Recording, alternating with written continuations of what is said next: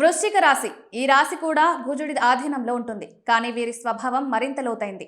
భావాలను వెంటనే బయట పెట్టరు. ఎక్కువగా మనసులోనే దాచుకుంటారు. అయితే సహనం హద్దులు దాటితే వారి కోపం చాలా తీవ్రంగా, ఆకస్మికంగా బయటపడుతుంది.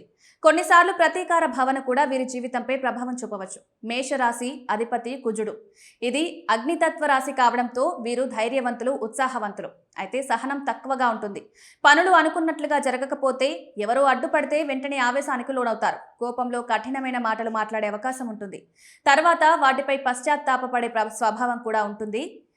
సింహరాశి సూర్యుడి ఆధీనంలో ఉన్నవారు గౌరవం, ప్రతిష్టకు ఎక్కువ ప్రాధాన్యమిస్తారు. తమను ఎవరు నిర్లక్ష్యం చేసినా లేదా అవమానించినా వారు దాన్ని సహించలేరు. వెంటనే ఆగ్రహానికి లోనవుతారు. వారి అహంకారం, కోపం కొన్నిసార్లు దగ్గరి వారితో సంబంధాలను కూడా దెబ్బతీయవచ్చు. కోపాన్ని నియంత్రించడానికి సులభమైన జ్యోతిష సూచనలు: వెండిని ధరించడం. వెండి చంద్రునికి సంబంధించిన లోహంగా పరిగణిస్తారు. ఇది మనసుకు శాంతిని కలిగిస్తుంది. వెండి కంకణం, గొలుసు ధరించడం మంచిది. సోమవారాలు లేదా పౌర్ణమి రోజుల్లో చంద్రునికి నీరు అర్పించడం వల్ల మానసిక ఒత్తిడి తగ్గుతుంది.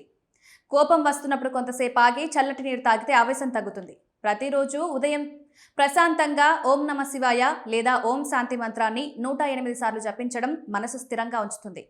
అతిగా మసాలా ఉన్న ఆహారం, మాంసాహారం తగ్గించి సాత్విక ఆహారం తీసుకోవడం వల్ల స్వభావం మరింత శాంతంగా మారుతుంది. ఈ విధంగా జ్యోతిష్య శాస్త్ర సూచనలు, జీవన శైలిలో చిన్న మార్పులు కోప స్వభావాన్ని నియంత్రించడంలో సహాయపడతాయి.